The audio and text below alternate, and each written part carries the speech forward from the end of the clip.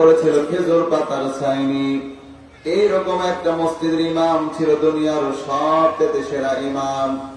মসজিদ সুন্দর ছিল না, তবে মুসল্লিগুলি বড় সুন্দর সুন্দর ছিল। আজ আপনারা যারা বাংলাদেশে বসবাস করেন, আমাকে আপনি বলেন তো, আল্লাহ নবীর সময় মসজিদ সুন্দর ছিল না, মুসল্লি সুন্দর ছিল, আর এখন যেখানে যাচ্ছি মসজিদ সুন্দর হচ্ছে, মুসল্লি সুন্দর হচ্ছে না। মসজিদের মধ্যে সুদখোর পাওয়া যায়, মসজিদের মধ্যে ঘুষখোর পাওয়া যায়। ইসলামের একটা দুশমন আজকে মসজিদের মধ্যে খুঁজে পাওয়া যাচ্ছে। ও মুসলমান, আওয়াজ করে বলতে হবে কথা ঠিক কিনা। তাহলে আজকে আপনাদের সামনে এমন একটা মেসেজ দিয়ে যাব, ইনশাআল্লাহ আপনাদের বড় কাজে লেগে যাবে। কালকে দোকানে পাটে চায়ের দোকানে এই আলোচনাটা শুরু হয়ে যাবে। ইনশাআল্লাহ আলোচনাটা আপনি ভুলতেও পারবেন না। আমি আজকে প্রমাণ করে দিয়ে যাব, এইখানে যদি কারো জ্বর হয়, ওই জ্বরটা মাপার জন্য একটা মেশিন রয়েছে। জ্বর মাপার ওই মেশিনের নামটা হলো থার্মোমিটার। দুধ মাপার জন্য একটা মেশিন রয়েছে। দুধের মধ্যে আপনি ভেজাল দিয়েছেন কিনা তা প্রমাণ হয়ে যাবে। দুধ মাপার ওই মেশিনের নামটা হলো ল্যাক্টোমিটার। আবহাওয়া পরিমাপ করার জন্য একটা মেশিন রয়েছে, ওই মেশিনের নামটা হলো ব্যারোমিটার, যা দিয়ে আবহাওয়া পরিমাপ করা হয়। কিন্তু আপনারা এটা আমাকে বলেন তো, এই পৃথিবীতে কত বড় বড় দেশের নাম আপনারা জানেন? America, Canada, Denmark, Finland, Hungary, Sweden, Switzerland, Australia, কত বড় বড় দেশের নাম আপনারা জানেন। কিন্তু আমার জানার মতে এখন পর্যন্ত, আজ পর্যন্ত পৃথিবীর এমন কোন বিজ্ঞানী আসে নাই যিনি আমার প্রিয় ভাইরা তো কিছু আবিষ্কার করতে পেরেছে। কিন্তু এখন পর্যন্ত মানুষের অন্তরের মধ্যে যে ইমানটা থাকে, ওই ইমানটা মাপার মতো কোন মেশিন কেউ বের করতে পারে নাই। আপনারা আমার বলেন তো, আমেরিকা কি ইমান মাপার মেশিন বের করতে পেরেছেন? কানাডা পায় নাই, ডেনমার্ক পায় নাই, ফিনল্যান্ড পায় নাই, হাঙ্গেরি পায় নাই, সুইডেন পায় নাই, সুইজারল্যান্ড পায় নাই, অস্ট্রেলিয়া পায় নাই। কেউ যখন ইমান মাপার মেশিন বের করতে পারলো না, তখন 7 আকাশের উপর থেকে রব্বুল আলামিন ইমান মাপার একটা মেশিন পাঠিয়ে দিয়েছে। ওই ইমান মাপার মেশিনের নামটা হলো আল্লাহর কোরআন। আওয়াজ দিয়ে বলেন কথা ঠিক কিনা।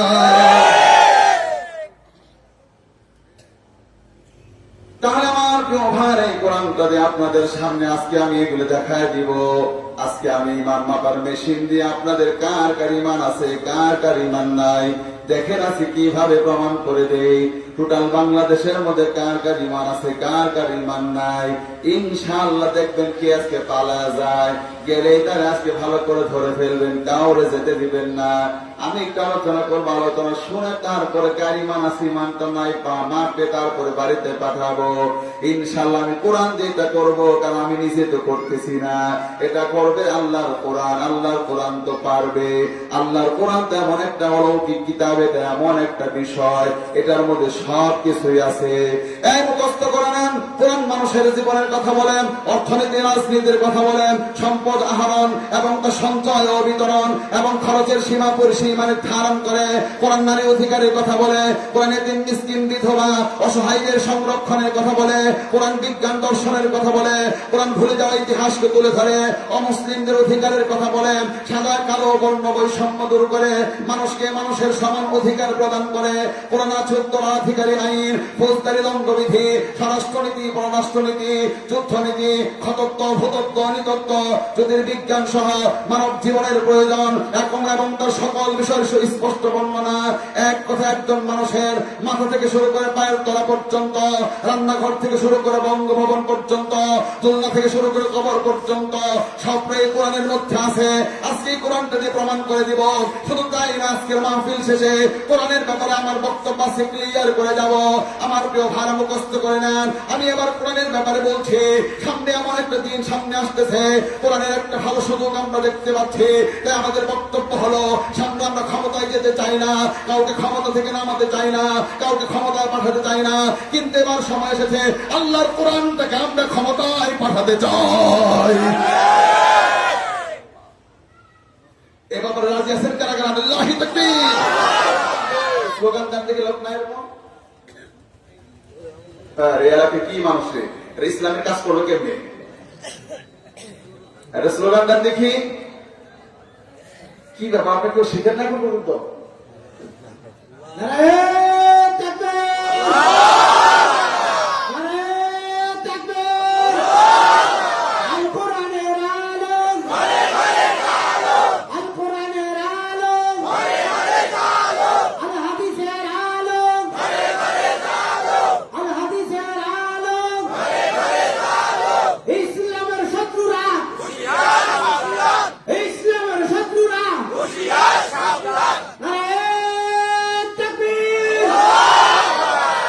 ফ্যানটা বসেন, আপনি স্লোগান দিতে হবে না, একদম ঠিক করে দেন। কারণ সামনে হলো বাতিলের বিরুদ্ধে আতঙ্ক নিয়ে আমরা সামনে মাঠে নামবো। কারণ বিগত 14 থেকে 15-16 বছর আমি যখন মাহফিলে কোরআনের কথাগুলি বলতাম, অসংখ্য ব্যক্তিরা ছিল, তারা আমাদেরকে বলতো হুজুর নরম নরম বলবের উপর থেকে চাপ আছে। সেই দিন আমিও তাদেরকে বলেছিলাম, আপনার উপর থেকে চাপ আছে, আপনার অনেক উপর থেকে আমার উপরে চাপ আছে। সত্য না বলে কিয়ামতের দিন আসামির কার্যালয়ে যাওয়ানো লাগবে। আওয়াজ করে বলেন কথাটা ঠিক ছিল। আজ খাজরাতে কথা বলে যাব। আল্লাহর কোরআনের জন্য মায়ের থেকে অনেক আগেই বিদায় নিয়েছি। প্রয়োজন হলে ইসলামের জন্য হাত করে নাসরানা দিব, পা করে নাসরানা দিব, দাঁত করে নাসরানা দিব, চোখ করে নাসরানা দিব, কল্লাটা পর্যন্ত বিসর্জন দিব। এরপর বাংলার জীবনে কোরআনের রাজ কায়েম করে ছাড়বো। বলেন ঠিক কিনা?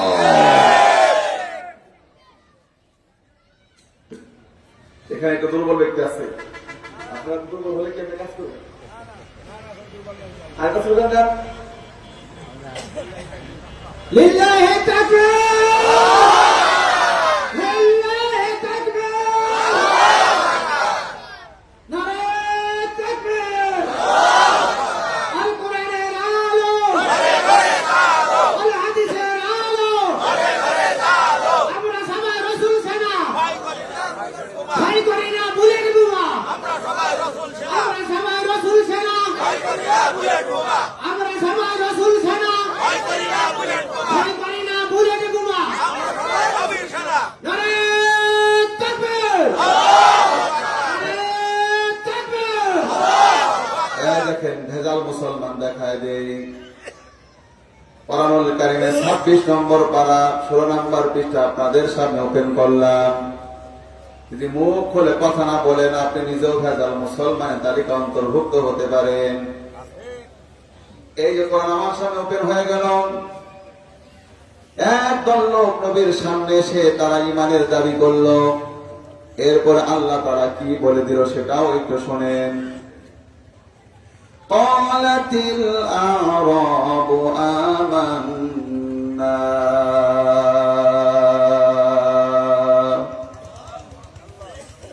একজন লোক এসে বলল আমান্না, আমরা ঈমান এনেছি।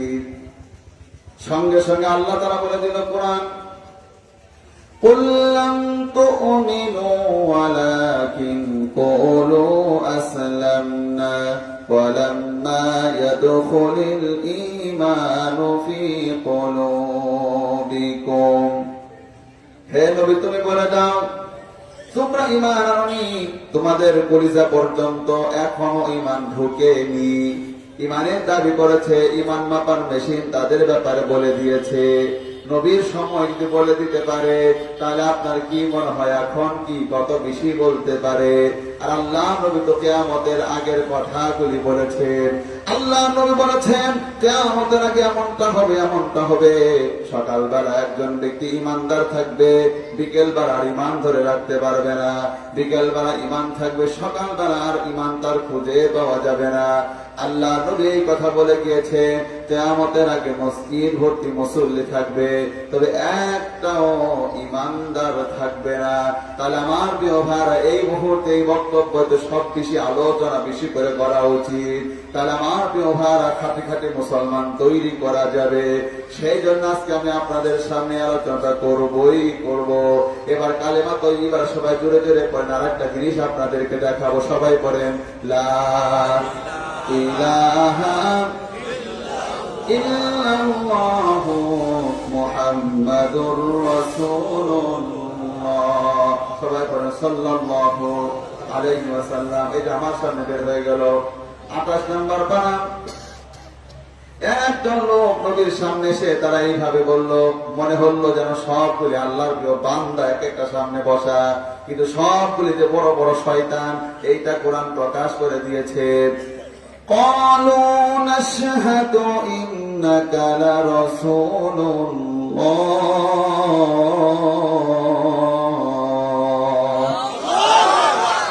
দেখেন এখানে আলেম ওলামা আছে, নাশহাদু এটা জমার সিগা, আমরা সাক্ষী দিচ্ছি নিশ্চয়ই আপনি হলো আল্লাহর রাসূল। মনে হলো আমার প্রিয় ভাইরা, কি যেন ভালো মনে হলো, মনে হলো এক একটা ফেরেশতা নবীর সামনে বসে আছে। এবার কি আয়াত নাযিল হয়ে গেল সেটা একটু ভালো করে শোনেন।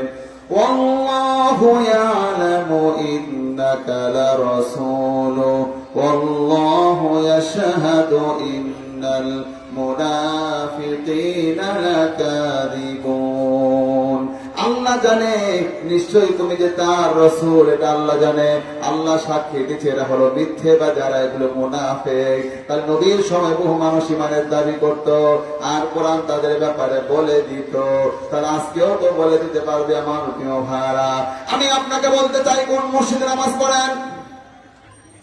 আমি তো কোরআন পড়তে, হাদিস পড়তে, ইতিহাস পড়তে গিয়ে পেয়েছি আপনি কোন মসজিদে নামাজ পড়েন। বিশ্বনবী যেই মসজিদের ইমাম ছিল, ওই মসজিদের মুসল্লিদের মধ্যেও জাহান্নামী ছিল। আল্লাহ নবী যেই মসজিদের ইমাম ছিল, ওই মসজিদের মুসল্লিও জাহান্নামী ছিল। ওই মসজিদের মুসল্লি যেদিন মারা গেল, নবীর মসজিদের মুসল্লি মারা যাবার পরে তার ছেলেটার নাম ছিল আব্দুল্লাহ। আব্দুল্লাহ ছিল একজন ভালো মুসলমান। নবীজির কাছে এসে বলল, ইয়া রাসূলুল্লাহ, ইয়া হাবিবাল্লাহ, আমার বাপ মারা গিয়েছে, মেহেরবানি করে আপনার কাছে আবদার করব, আপনার জামাটা খুলে আমার বাবারে উপহার দিয়ে দেন। আপনার জামাটা নিয়ে এরপরে আমার বাবাকে কবরস্থ করব, কাফনের কাপড় বানাবো। চিন্তা করে দেখেন, আমার সামনে যারা বসে আছেন মাথাটা আজকে উন্মুক্ত করে রাখবেন। আমি ঢাকাতে একটা মসজিদে খুতবা দেই, ওই মসজিদটা 5 তলা, জুমার দিন টোটালটা ভরে যায়, রাস্তাঘাটগুলি টোটালটা ব্লক হয়ে যায়। 14 সালে পুরো বাংলাদেশে কোরআন কম্পিটিশনে আমি ফার্স্ট হয়েছি। আলহামদুলিল্লাহ, কোরআনে এমন কোন শব্দ নাই যে শব্দের অর্থটি আমার জানা নাই। ওখানে এমনটা ছিল, এখানে এই জন্য তো লিখেছে কোরআন রিসার্চ প্রতিযোগিতায় প্রথম স্থান অধিকারী। আমি ফ্রি হজ করলাম, 4 লাখ টাকা উপহার পেলাম। এইটুকু শোনালাম শুধুমাত্র এই কারণে যাতে কেউ কথাকে অবহেলা না করে, মনে করেন কি যেন একজন হুজুর নিয়ে আসছে। এই যে আপনাদের সাবেক এখানকার শিক্ষক, এই যে মাওলানা মুশাররফ সাহেব, তিনি কিন্তু তার বাড়ি হলো আপনারা জানেন সিরাজগঞ্জে। ওনাদের এলাকা আমি ওয়াজ করেছি, ওদের শুনেছে, ওইখানে দেখেই তুমি বুঝতে পেরেছে যে হুজুরকে এখানে আনা উচিত। বুঝে শুনে কিন্তু এখানকার মুহতামিম যিনি, এই হুজুরকে বলে মনিরুজ্জামান হুজুরকে বলে সবাইকে মিলে এরপর আপনার নিয়ে আসছে। আমি বলবো কেউ অবহেলা করবেন না। আজকে ভালো করে শুনেন, আজকে পরিষ্কার করে দিয়ে যাব আমার প্রিয় ভাইরা, আজকে ক্লিয়ার করে দিয়ে যাব আমার প্রিয় ভাইরা। এই মুখস্থ করে নেন, মুখস্থ করে নেন। মনে করেন এই যে একটা আঙ্গুল দেখতে পাচ্ছেন, এই আঙ্গুলটা ধরে নেন লাকড়ির আগুন, আর এই পাশের আগুনটা হলো মোমবাতির আগুন, মোমবাতির আগুন। এখন এখানে স্টেজে যারা আছেন তাদেরকেও যদি প্রশ্ন করি, এই সামনে ডানে বামে যারা আছেন তাদেরকেও যদি প্রশ্ন করি, এই বলো এটা কিসের আগুন? ও একটা ছোট্ট বাচ্চাও বলবে এটা মোমবাতির আগুন। আগুন, মোমবাতির আগুনটাও আগুন, লাকড়ির আগুনটাও আগুন। কিন্তু আমার প্রিয় ভাইরা কেউ বলবে এটা আগুন না। কিন্তু আমার প্রিয় ভাই, আপনি নিজেই বলেন তো, মোমবাতির আগুন, লাকড়ির আগুন দিয়ে 500 মানুষের রান্না করা যাবে। মোমবাতির আগুন দিয়ে কয় শত মানুষের রান্না করা যাবে? মোমবাতির আগুন দিয়ে কয়শো মানুষের রান্না করা যাবে? তাহলে এবার ভালো করে শুনেন, আমি আপনাদের উদাহরণ দিয়ে যাচ্ছি। 500 মানুষের ট্যাগের নিচে একটা মোম রেখে দিবেন, কিছুদিন পর দেখবেন আপনি আমার প্রিয় ভাইয়ের অল্প সময় পরে মোম শুদ্ধ বলে একেবারে শহীদ হয়ে গেছে। এবার আমার প্রিয় ভাইরা 500 মানুষের রান্না নয়, 1000 মানুষের রান্না আপনি করতে যান, ওখানে লাকড়ি আপনি দিয়ে দেন, লাকড়ি আপনি দিবেন, আগুন দিতে দিতে আমার প্রিয় ভাইরা চালগুলি ভাত হয়ে যাবে। এরপরে যদি আপনি লাকড়ি না সরান, ভাতগুলি জাউ হয়ে যাবে। এরপরে যদি না সরান, পুষ্টি শুদ্ধ করে সব সারকার হয়ে যাবে। এটা আওয়াজ করে বলেন না, কথাটা ঠিক কিনা?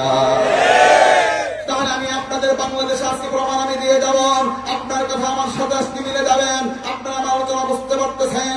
বাংলাদেশ অসংখ্য মুসলমান আমি দেখতে পাচ্ছি, এগুলো আসল মুসলমান না, আসল মুসলমান না, আসল মুসলমান না, আসল মুসলমান না। তাদের ব্যাপারে আমি বলে দেবো আমার প্রিয় ভাইরা, লাকড়ির আগুনটাও আগুন, মোমবাতির আগুনটাও আগুন। মোমবাতির আগুন দিয়ে, লাকড়ির আগুন দিয়ে 500 মানুষের রান্না করা যায়, মোমবাতির আগুন দিয়ে 1জন মানুষের রান্না করা যায় না। তাই তুমি যে ইমানদার রয়েছ, ওই ইমানটা দাবি করা যায়, কিন্তু জান্নাতে যাবার জন্য যে রকম তেজস্বী ইমান দরকার, পাওয়ারফুল ইমান দরকার, ওই রকম পাওয়ারফুল ইমান অসংখ্য মুসলমানে খুঁজে পাওয়া যাচ্ছে না। আওয়াজ করে বলতে হবে, কথাটা ঠিক কিনা?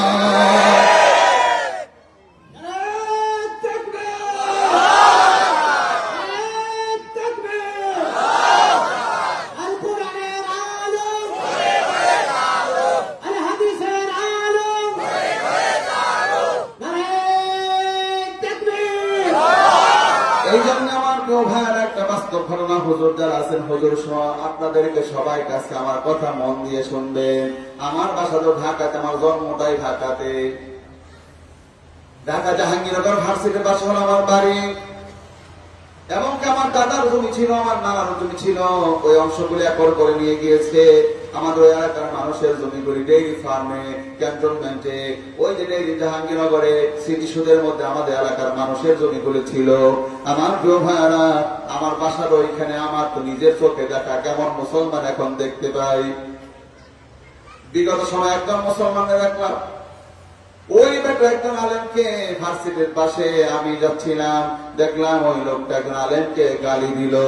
এমন নোংরা ভাষায় গালি দিল রে ভাই, আমি আর এই মাহফিলের মধ্যে এই ভাষাটা আমি বলতে পারবো না। এইটা দেখার পর আমার এত কষ্ট লাগলো।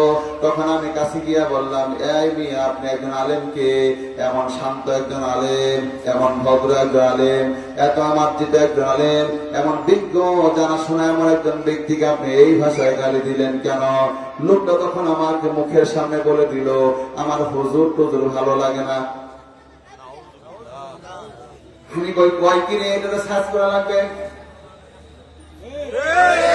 যেরকম না ঠিক কিনা? ওইটাতে সার্চ করা লাগবে, কারণ আমার প্রিয় ভাইরা সব হুজুরা তো আপনারা জানেন আবার সার্চ করবে না। কারণ আমাদের বাংলাদেশে আমার প্রিয় ভাইরা হুজুরা নরম মানুষ, কিন্তু আমি আবার এখানে বলে দিই, সব হুজুর একেবারে নরম হলে হবে না, দুই একটারে গরম হওয়া লাগবে। কারণ জান্নাতটা হলো নরম, পাশের জাহান্নামটা হলো প্রচন্ড গরম। এটা আওয়াজ করে জোরে কন্যা, কথাটা ঠিক কিনা?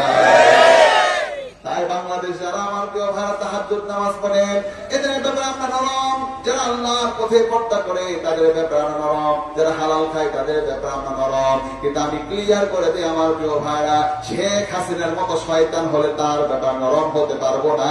এটা আওয়াজ করে জোরে বলতে হবে, কথাটা ঠিক কিনা? এরকম নরম হলে তো হবে না। আমি তো বলতে পারি আমার প্রিয় ভাইরা, এরকম জালিম যত হবে মুখস্থ করেন আমার প্রিয় ভাইরা। আজ আমি আপনাদেরকে শিখাই দিয়ে যাই, আমার কথাগুলো আপনারা মুখস্থ রাখেন।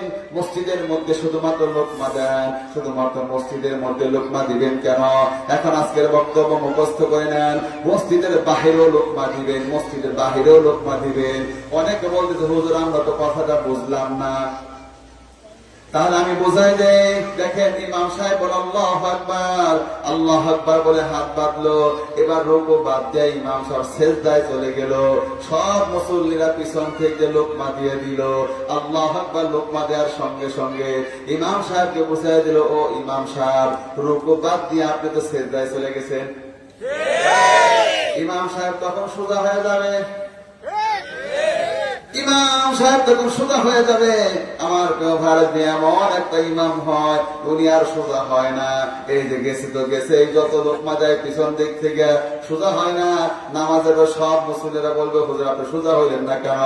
হুজুর কয়, মেয়া তোমরা হলে মাত্র ক্লাস 5 পাস, মাত্র এইটা পাস, আমি তাওরা কামিল পাস করেছি, ইফতা করেছি, কত লেখাপড়া করেছি, তোমার মতো এমন ব্যক্তি লোকমা আমি নিব নাকি?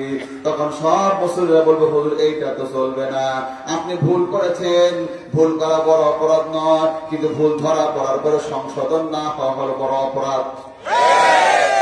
আপনি সংশোধন না হওয়া হলো বড় অপরাধ। আমার প্রিয় ভাইরা, তখন মসজিদের ইমামকে বলবো, আপনি মেহেরবানি করে চলে যান। এমন একজন ইমাম আমরা চাই যে লোকমাটা ঠিকঠাক মতো মেনে নিবে। মসজিদের মধ্যে ইমাম ভুল করলে মুসল্লিরা সংশোধন করে যায়। তাহলে তামাম বাংলাদেশের সব জনগণ হলো আমরা মুসল্লি, আমাদের রাজারা হলো আমাদের ইমাম। এটা আওয়াজ করে জোরে কন্যা, কথা ঠিক কিনা? ইসলামের বিরুদ্ধে অনেক ভূমিকা তোমরা পালন করেছ, ইসলামের বিরুদ্ধে অনেক অন্যায় তোমরা করেছ। সামনে থেকে আজকে আমি বলে যাচ্ছি, এই যে আমি এই এলাকা থেকে আজকে ঘোষণা করে যাচ্ছি, দশক থেকে খাজুরা থেকে আজকে বলে যাচ্ছি, আগামী যেমন কোন শাসক যদি বাংলার জমির মস্তকের মধ্যে বসে পড়ে, আমরা সমস্ত জনগণ ইসলাম বিরোধী যখন দেখতে পারবো, সব মুসলমানরা আমরা লুকমা দিব। এরপর লুকমা দেওয়ার পরে যদি সংশোধন না হয়, তাহলে আজ আমি বলে দিচ্ছি আমার প্রিয় ভাইরা, বাংলাদেশের পশ্চিমের লোকেরা বাংলাদেশের জালিম শাসকের মাথা টেনে ধরবা, বাংলাদেশের পূর্বের লোকেরা জালিম শাসকের পা গুলি টেনে ধরবা, বাংলাদেশের উত্তর দক্ষিণের লোকেরা জালিম শাসকের হাত পা গুলি টেনে ধরবা। যেইভাবে মুরগির হাত পা গুলি ছিঁড়ে ফেলে দেওয়া হয়, জালিম শাসকের হাত পা গুলি ওইভাবে ছিঁড়ে ফেলে দেওয়া হবে। একজন জালিমের এমন যদি শাস্তি ব্যবস্থা করা যেতে পারে, বাংলার জমিনে নতুন করে আর কোন জালিমের উৎপাদন হবে না। আওয়াজ করে বলতে হবে, কথাটা ঠিক কিনা?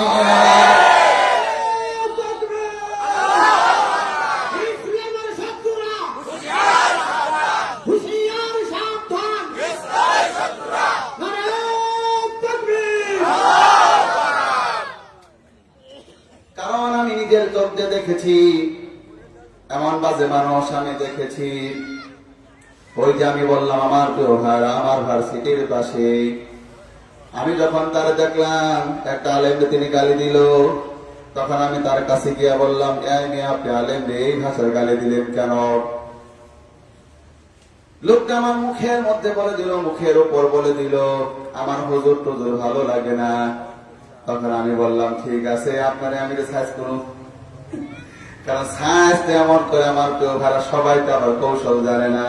তখন আমার কেউ সাইজ করলাম কিভাবে একটু দেখায় দেই। একটা সাদা লম্বা কাগজ দিলাম, এইরকম কাগজ দিয়ে বললাম আপনার নামটা এখানে লিখে দেন। এবার তার নামটা লেখা হলো। এবার লিখলাম আপনি 1 নাম্বার দিয়ে লেখেন, আমি জীবিত অবস্থায় কোন আলেম দেখতে পারতাম না। 2 নাম্বার আপনি লেখেন, আমি জীবিত অবস্থায় কোন দাড়িওয়ালা দেখতে পারতাম না। 3 নাম্বার আপনি লেখেন, আমি জীবিত অবস্থায় কোন নামাজি দেখতে পারতাম না।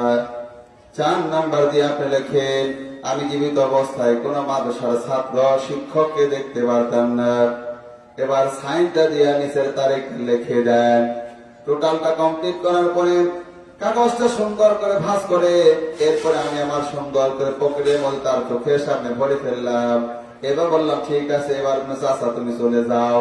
লোকটাকে আমি বললাম এবার চলে যাওয়ার জন্য। লোকটা এবার উল্টা আমার প্রশ্ন করলো, হুজুর আপনি এইটা দিয়া করবেন কি? আমি তখন বললাম, কিছুই করবো না, তুমি মরবা যেখানে এইটা নিয়ে আমি উপস্থিত হয়ে যাব সেখানে। এটা আওয়াজ দিয়ে সবাই কন্যা, কথা ঠিক কিনা? ওই এলাকায় যেহেতু আমার জন্ম, আর আমাদের এলাকায় আমার প্রিয় ভাইয়েরা আপনারা জানেন ঢাকা শহর স্থানীয় এলাকার ছেলেরা আলেমের সংখ্যা একেবারে নাই বললেই চলে। এখানে কি সুন্দর 8 জন ছাত্রকে আমরা দেখলাম। আর অনেকে শুনলাম হুজুর বলতেছিল এলাকায় খাবার খেয়ে খেয়ে তারপরে করেছে। তার মানে বুঝতে পারলাম এলাকার ছেলেই হাফেজ হচ্ছে। তাহলে 2-3টা যদি এইভাবে হাফেজ হয়ে যায়, তাহলে বিগত 10-20 বছর সামনে কত হাফেজ হয়ে যাবে এলাকার সন্তানরা। কিন্তু আমাদের ঢাকা শহরে এখন তো একটু আলেম হচ্ছে, আগে তো একেবারে ছিল না বললেই চলে। আমি যখন হাফেজ হয়ে আসছি এলাকাতে, আমার দাদি এই দৃশ্য দেখে যে আমার নাতি হাফেজ হয়ে গেছে, আমার দাদি বলল আমার সব সম্পত্তি আমি আমার নাতির নামে লিখে দিব, আমার নামে সব সম্পত্তি লিখে দিব শুধু হাফেজ হয়েছি বলে। এরপর বাড়ি থেকেও দিল আমার কেউ ভাড়া 4.5 ডিসিম, আবার ওই চক থেকে দিল 7 ডিসিম, আর এক জায়গা থেকে আরো দিতে চাইলো 1 বিঘা।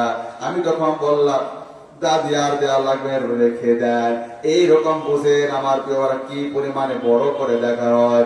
তো ওই এলাকার মধ্যে আমি হাফেজ হয়ে আলেম হয়ে দাওরা শেষ করলাম, এরপরে ইফতার শেষ করলাম। হাফেজ তো আগে হয়েছি, আবার আলিয়া থেকে অনার্স মাস্টার্স করেছি, আমার কেউ ভাড়া কোরআনের উপরে এগুলো করেছি।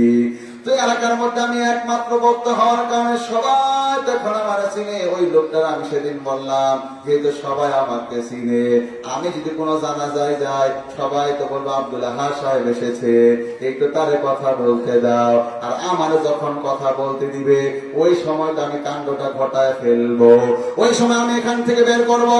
এটা কিন্তু আমার সত্য কথা, আমার কেউ ভাড়াম কি আমার থামায় রাখতে পারবে না, আমাকে বিরত রাখতে পারবে না। সমস্ত মুসলমানের সামনে আমি সেদিন বলে দিব, মুসলমানরা শুনে রাখো, এ হলো এমন ব্যক্তি জীবিত অবস্থায় কোন আলেম দেখতে পারতো না, জীবিত অবস্থায় কোন নামাজি দেখতে পারতো না, জীবিত অবস্থায় কোন মানুষের ছাত্র দেখতে পারতো না, কোন শিক্ষককে দেখতে পারতো না। সুতরাং তার জানাজা কোন আলেম পড়াবে না, কোন নামাজি পড়বে না, কোন দাড়িওয়ালা পড়বে না, মানুষের ছাত্র শিক্ষকরা পড়বে না। ও বাংলাদেশ শয়তান মানুষরা শুনে রাখো, ও মুসলমানরা যারা ইসলামের বিরুদ্ধে ভূমিকা পালন করছ, সব আমরা জানাজা বন্ধ করে দিলে তোমাদের অবস্থা কি হয় আজকে আমি লিখে দিয়ে যাচ্ছি, আজ আমি ঘোষণা করে দিয়ে যাচ্ছি। ওই লোকটাকে আমি সেদিন বলেছিলাম, এই করে তুই শুনে রাখ, কুত্তা বলে যেই দেশ হয়, কুত্তা বলে যেই দেশ হয়, মৃত্যুর পর তোর তো সমানটাই হবে। আওয়াজ করে সবাই বলেন কথা ঠিক কিনা? কুত্তা যেমন রাস্তায় পড়ে থাকলে তার কেউ জানাজা দেয় না, সম্মান করে না, ইজ্জত করে না। আমার প্রিয় ভাইরা, এমন কিছু কিছু মানুষ আছে যাদের অবস্থা হবে এমনটা আজকে আমরা বাংলাদেশে আস্তে আস্তে করব। তাহলে এখন আমি দেখাই দেই, একটু মাত্র 10 মিনিটের মধ্যে প্রমাণ করে দিব সবাই যে আসল মুসলমান না কিভাবে আমি প্রমাণ করি। আপনাদের চোখের সামনে এগুলো প্রমাণ করে দিয়ে যাব। আমার সাথে এখন আপনারা একটা প্রশ্ন করবো, সবাই শুধু জবাব দিবেন, তাহলে সবাই এখনই বুঝতে পারবে। এই যে কোরআন আমি আগেই খুলে নিলাম, মোশাররফ হুজুর আগে আমি বলেছি হুজুর কোরআন স্টেজে রাখবেন। শুধু আমি কোরআনের হাফেজ, তারপর কোরআনটা রাখতে বলার অবশ্যই তো একটা কারণ আছে, যাতে করে লোকদেরকে দেখায় তারপর আমি আজকে দেখায় দিয়ে যেতে পারি। এই দেখেন কোরআনে এত নাম্বার পৃষ্ঠা, এত নাম্বার আয়াত, এত নাম্বার সূরার মধ্যে এইখানে এই কথাটা বলা হয়েছে। তাহলে এখন একটা প্রশ্ন করে সবাই জোরে জবাব দেন। সবাই তো বলেন তো, আসমান এবং জমিনটা সৃষ্টি করেছেন কে? পিছনে লোকটা বললেন না কেন? আবার আমি বলতেছি, কেউ চুপ করে থাকবেন না। সব রকম শক্তি নিয়ে এই খাজুরা নাকি লেবুতলা, দুইটা নামই তো মুখস্থ করেছে, কিন্তু আসলে নাম কোনটা হবে এখানে জানি না। খাজুরা হবে, মানে খেজুর গাছ খাজুরা হয় নাকি?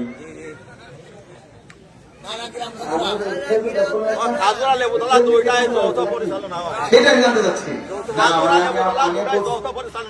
হ্যাঁ, লেবুতলা এবং খাজুরা 2 গ্রামে যৌথভাবে পরিচালনা হয়। না না, আমি বলতেছি কি, ওই যে আছে না সৌদি আরব খেজুর গাছ, তা আমি বলতেছি যে এই এলাকায় খেজুর গাছ বেশি কিনা। আমার মনে হয় যে খেজুর গাছের নাম দিয়েছে খাজুরা, নাম তো এরকম চেঞ্জ হয়ে যায়। এক এলাকায় গেলাম, নাম হলো গৌহা, নাম কি গৌহা। আমি কি রে গৌহা কোন নাম হলো নাকি? হুজুর গৌহা না, আমি কি আসল নাম হলো আব্দুল গফুর। আব্দুল গফুরকে সংক্ষিপ্ত করে বলা হয়েছে গৌহা। আমি সুবহানাল্লাহ, আর নাম তাজু, এই তাজু। আমি তাজু নাম কি? তাজু না তো, আসল নাম হলো তাজুল ইসলাম। তো এইরকম এমনি মুসলমানের সন্তানের নাম রাখে কি? নাম রাখে আকাশ, বাতাস, উল্টো বল্টু, নামটো, আর হলো অক্সিজেন বেগম। ঠিক না? এমনি বাজে নাম রাখতেছে, আমরা ওয়াজ করে ঠিক রাখতে পারতেছি না, নাম রাখছে অক্সিজেন বেগম। তো এইরকম নাম রেখে ফেলতেছে। আমরা ওয়াজ করে কত কষ্ট করে মানুষের নামগুলো সুন্দর রাখে চেষ্টা করতেছি, আমার নাম সুন্দর রাখবো সেটা নষ্ট করে দেয়। শুরু করছি কি, নাম থাকবে সুন্দর, উচ্চারণ করতে হবে সুন্দর করে। মুসলিমদের সবটি সুন্দর থাকবে। সুবহানাল্লাহ, সুবহানাল্লাহ। তাহলে সুন্দর করে আল্লাহর নাম, এই পৃথিবী আকাশ এবং জমিনে সবচেয়ে সুন্দর যিনি, তিনি কে? আর এখনো কেন তিনি কে? আল্লাহ, আল্লাহ। তাহলে এখন ওই আল্লাহর নামটা বলবেন। প্রশ্ন করছি, সবাই বলেন তো, আসমান এবং জমিনটা সৃষ্টি করেছেন কে? আর একটু জোরে বলেন তো কে? এই যে আপনারা বললেন আল্লাহ সৃষ্টি করেছে। এবার দেখে 21 নম্বর পারা 2 নাম্বার পৃষ্ঠা থেকে আমি দলিল দিব। একই প্রশ্ন যদি আমি আবু জেহেল কেউ করি, উতবা কেউ করি, সাইবা কেউ করি, আমার প্রিয় ভাইরা আপনাদের মতো হুবহু তারাও জবাব দিয়ে বলবে। তাই কেউ দূরে যাবা না। ছোট্ট একটা মাদ্রাসা ছাত্র দিয়া, পিছনে কিছু ছোট্ট বাচ্চারা আছে, চিৎকার চেঁচামেচি করতেছে, মার দিবা না, আস্তে করে আদর দিয়া, চকলেট দিয়া, তারপর একটু দূরে সরাবা, যাতে করে এইখানে আওয়াজ এসে আমার কানের মধ্যে আবার না লাগে। তাহলে তো ওয়াজ আমি আবার বেশি ভালো করে করতে পারবো না। আজকে আমি একটা যশোরে ওয়াজ করে যাইতে চাই, যশোর বাসের ইচ্ছা থাকা হওয়া উঠে এই ওয়াজটাকে শুনতেও চাই। আমার প্রিয় ভাইরা, ওয়াজ করবো, আমার প্রিয় ভাই আজকে ওয়াজ হবে না, আজকে হবে ওয়াশ। কন্যা ঠিক কিনা? ওয়াজ তো সারা জীবন খালি করতেছি, ওয়াজ করে লাভ হচ্ছে না। এখন থেকে ওয়াজ করতে হবে। ওয়াজ করলে এমন মুসলমান তৈরি হবে। আমরা সামনে দেখতে পাচ্ছি আমার প্রিয় ভাইরা, কোরআন এবং হাদিসের দূরবীন আমেরিকার ওয়াশিংটন ডিসির মাথায় কালেমার পতাকা উঠবে, রাশিয়ার মস্কোর পথে পথে আল্লাহু আকবার স্লোগান উঠবে, চাইনার পিকিং এর রাজধানীতে ইসলাম ছড়িয়ে পড়বে। কয়েকদিন পর আমরা দেখতে পাচ্ছি ভারতের লাল কেল্লা করে আবার মুসলমানরা শাসন করবে, আবার মুসলমানের শাসন করবে। আওয়াজ করে বলতে হবে, কথা ঠিক কিনা?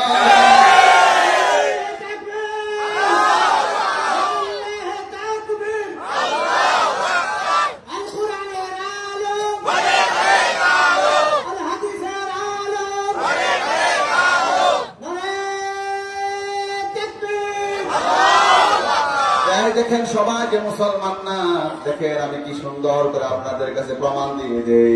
এই যে আমার কাছে বের হয়ে গেল, তাহলে এইবার প্রশ্ন করে সবাই জবাব দেবেন, কেউ কি কোনটা করবেন না।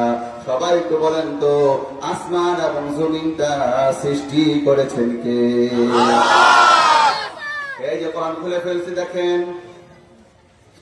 وَلَئِنْ سَأَلْتَهُمْ مَنْ خَلَقَ السَّمَاوَاتِ وَالْأَرْضَ وَسَخَّرَ الشَّمْسَ وَالْقَمَرَ لَيَقُولُنَّ اللَّهُ।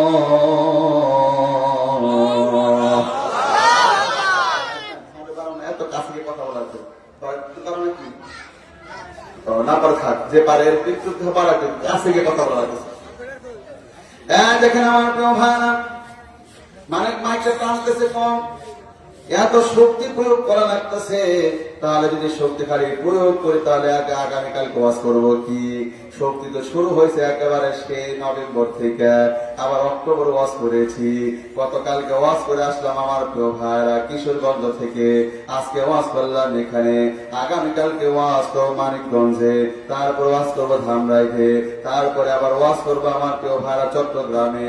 আমার বিশাল সিরিয়াল আছে, আমার প্রিয় ভাইরা দেখলে বলতে পারবো। তাহলে একদিনে যদি সব একেবারে সব শেষ করে দেই তাহলে তো আবার হবে না। তাই আমার দিকে একটু খেয়াল রাখতে হবে। মাইক ম্যান যেখানে আসো একটু কাছে এসে ধীরে ধীরে একটু মাইকের আওয়াজটা একটু বাড়া দিবা, যাতে করে আমার এত জোরে জোরে বলা না লাগে, অল্প করে বললেই যেন আওয়াজটা পেয়ে যায়। আমার কেউ ভাই এবার আপনাদের কাছে শুনতে চাই, আপনাদের কি আওয়াজটা শোনার ইচ্ছা আছে কি নাই? ধীরে বলতে হবে, আওয়াজ ইচ্ছা শোনা আছে কি নাই? আওয়াজ চলবে কি চলবে না? আওয়াজ চলবে কি চলবে না? তাহলে আমার প্রিয় ভাইরা সবাই যদি ওয়াজটা শুনতে চান তাহলে মুখটা খুলে খুলে আবার তারপর আমাকে কথাটা বলতে হবে। দেখেন আজকে দলিল দিয়ে দিব, আবু জেহেল আপনার মতো বিশ্বাস করত, উতবা এবং সাইবাও বিশ্বাস করত। وَلَئِنْ سَأَلْتَهُمْ مَنْ خَلَقَ السَّمَاوَاتِ وَالْأَرْضَ وَسَخَّرَ الشَّمْسَ وَالْقَمَرَ لَيَقُولُنَّ اللَّهُ। হে নবী, আপনি প্রশ্ন করেন আবু জাহেলকে, উতবাকে, সাইবাকে আসমানকে তৈরি করলো, জমিনটাকে তৈরি করলো, চাঁদ এবং সূর্য কার নিয়ন্ত্রণাধীন। সঙ্গে সঙ্গে আবু জাহেল, উতবা, সাইবা বলবে লা ইয়াকুলুন্নাল্লাহ, এ সব কিছু আল্লাহ রাব্বুল আলামিন তৈরি করেছে। তাহলে আপনাদের বিশ্বাস আবু জাহেল, উতবা, সাইবার বিশ্বাস তো একই। তাহলে আপনাদেরকে জান্নাতটা দিলে আবু জাহেল, উতবা, সাইবাকে জান্নাতটা দিবে না কেন? এই কথাটা বাংলাদেশের বেশিরভাগ মানুষ জানে না, তাই মনে করে জান্নাতে তো যাবই, জান্নাতে তো যাবই এমনটা মনে করে। তাহলে আমার ব্যবহার আজকে বুঝতে পারবেন আসল মেসেজটা কি। আর একটা প্রশ্ন করবেন, নজরে জবাব দিয়ে বলবেন, ঠিক আছে এখন থাক, তারা একটু সুন্দর করে সবাই বলবেন, বলেন তোমার ব্যবহারা আসমান থেকে বৃষ্টি বর্ষণ করে এই মৃত জমিনটাকে জিন্দা করে দেয় কে?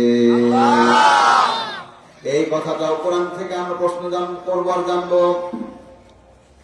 وَلَئِنْ سَأَلْتَهُمْ مَنْ نَزَّلَ مِنَ السَّمَاءِ مَاءً فَأَحْيَا بِهِ الْأَرْضَ مِنْ بَعْدِ مَوْتِهَا لَيَقُولُنَّ اللَّهُ।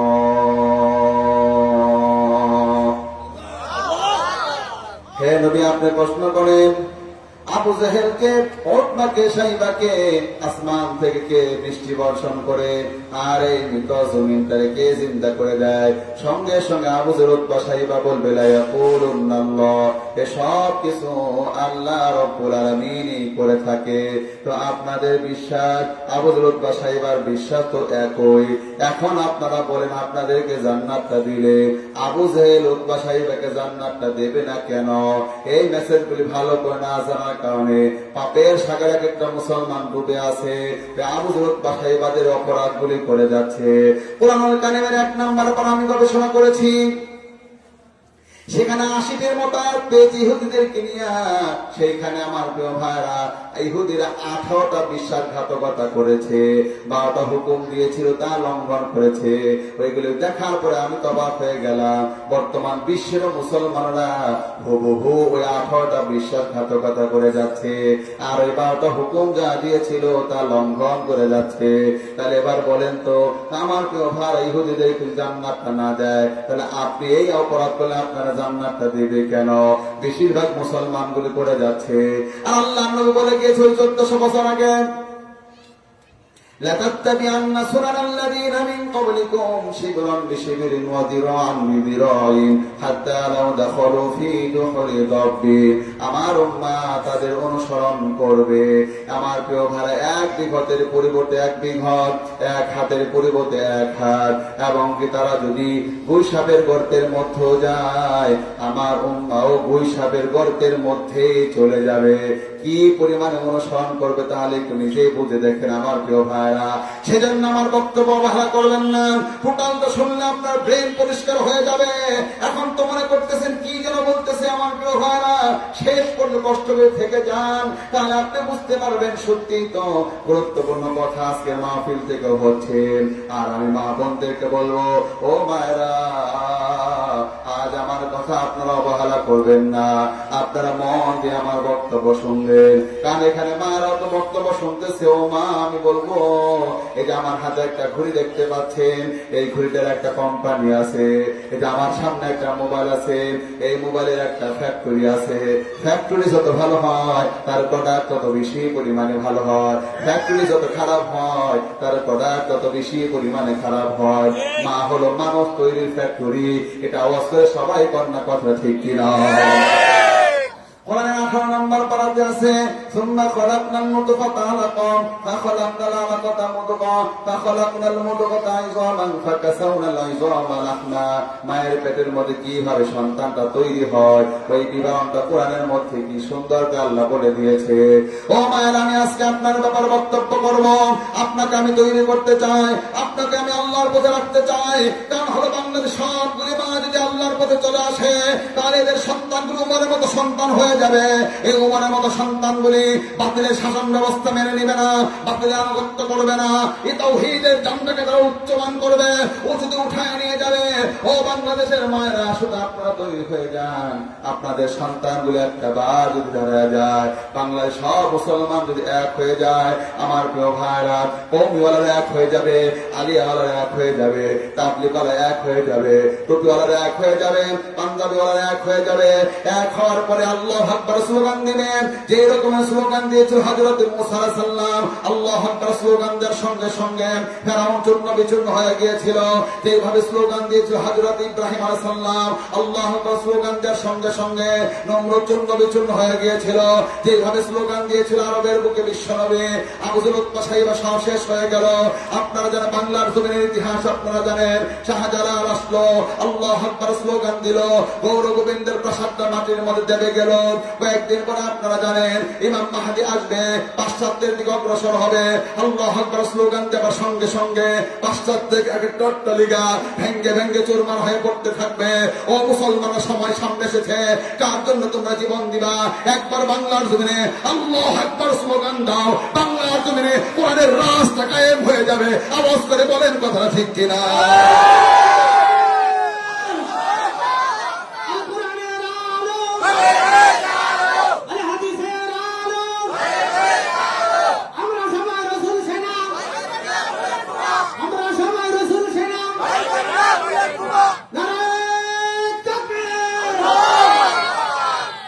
প্রিয় ভাইরা আমার, ও কলিজার প্রকামা, আমি আপনাকে বলবো, বড় শ্রদ্ধা নিয়ে আপনাকে আমি বলছি, এই দেখেন, মা লিখতে ম অক্ষরটি লাগে, আবার মাদ্রাসা লিখতেও ম অক্ষরটি লাগে।